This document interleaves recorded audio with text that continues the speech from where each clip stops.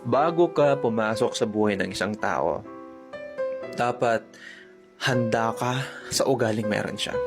At dapat malinaw sa'yo kung ano ba ang intention mo. Hindi dahil gusto mo lang siya kasi na-attract ka, napugian or nagandahan ka, or naputian ka lang sa kanya.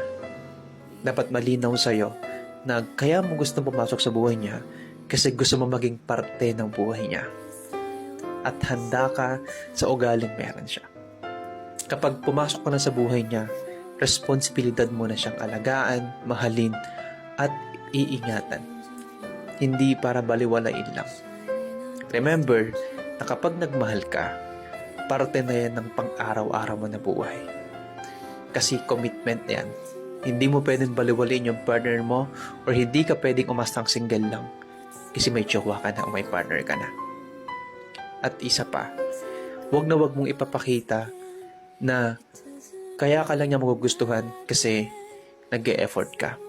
Dapat, kahit sa sobrang hirap ng pinagdadaanan nyo, nag-stay ka pa rin.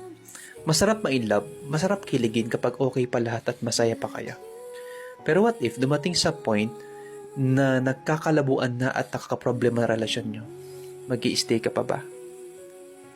Panghahawakan nyo ba lahat ng mga promises nyo o yung mga sinumpaan nyo na kahit anong mangyari walang iwanan?